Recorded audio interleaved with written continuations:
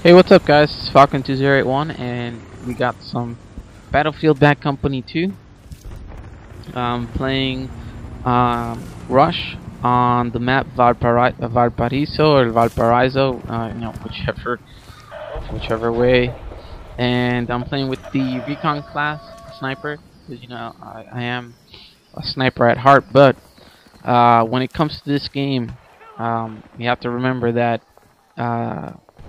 This game is not about how many kills you get. It's about going for the objectives. And right away, I motor strike B. That way, my teammates, my other teammates, not my squad mates, have a chance at going to plant at B. And you can see right there, one of them was able to go straight for B right away. This guy didn't see me, so I put him away with the 1911, but I get killed real quick by this guy.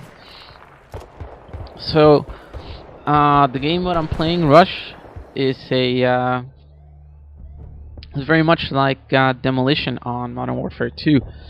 Basically, you have two objectives. You gotta plant them while the other team defends, and at the same time, you have a respawn limit of 74 respawns, but in Battlefield we call them tickets. If your tickets reaches to 0 or your respawn reaches to 0, then the defenders win. If you die and you are revived by a medic, then the ticket won't go down. Basically, like, say, like right now we have 63. And I would die, it would go down to 62, but if I get revived, it would go back up to 63.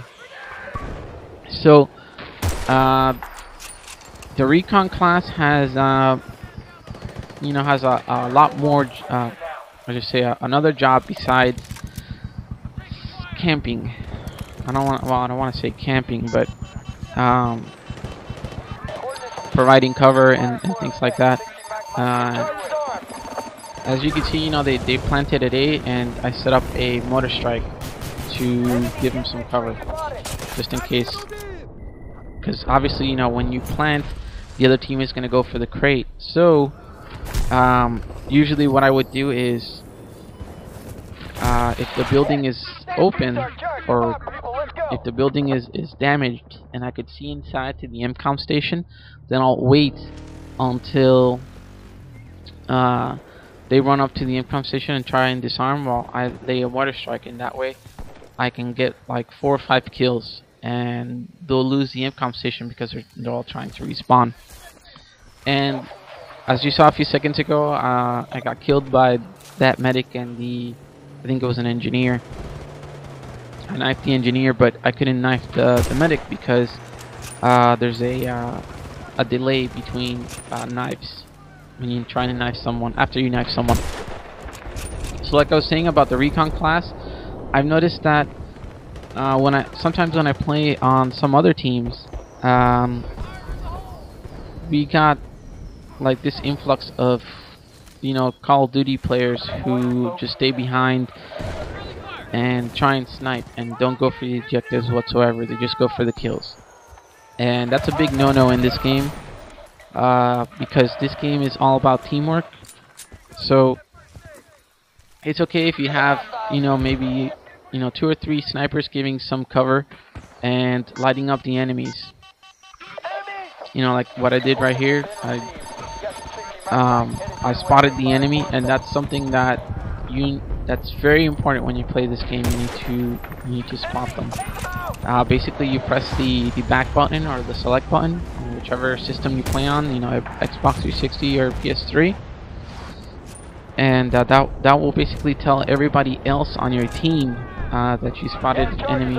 Make sure nobody fucks with it.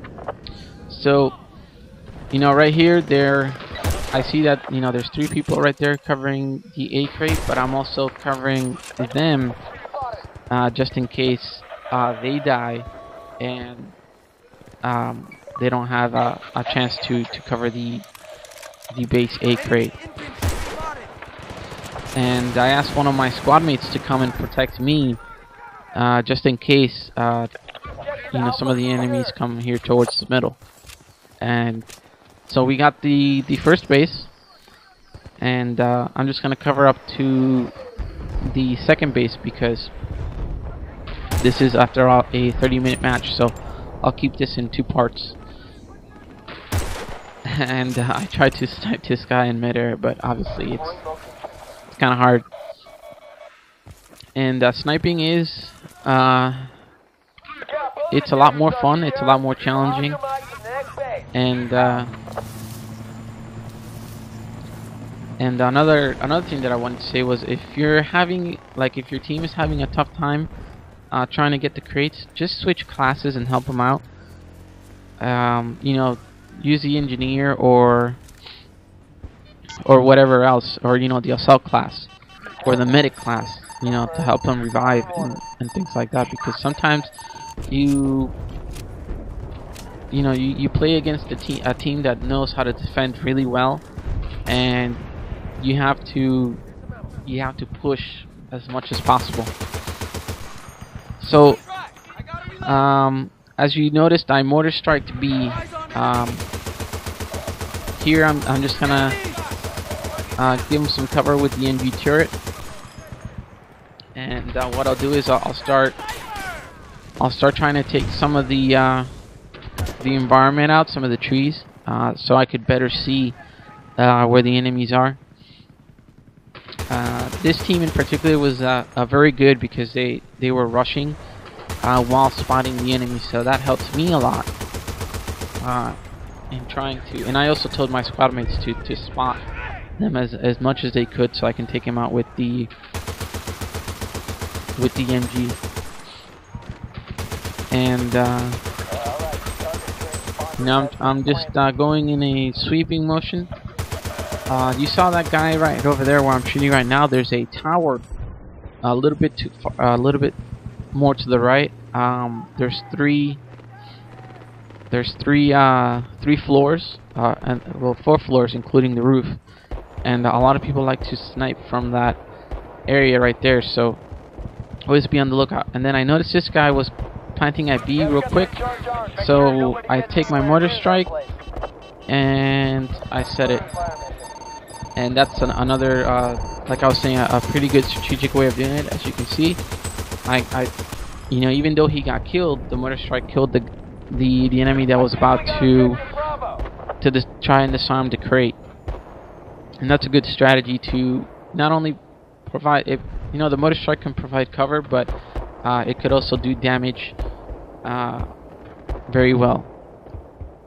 And that's another thing with the destructible environments on some maps.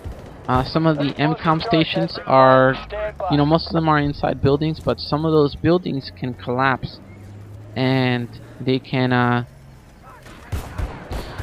once they start collapsing, they'll take out the MCOM station. So if those buildings can collapse, then don't waste your time trying to go rush into the building to arm the crate, when you can just if you're playing as a recon player, just have another recon player with you, and if you both have mortar strikes, just mortar strike the building, because all it's going to take is 3 mortar strikes, and you level the building and you take out the MCOM station with you. So we just took both MCOM stations real quick, and this is gonna be pretty much it for this part 1 of Battlefield.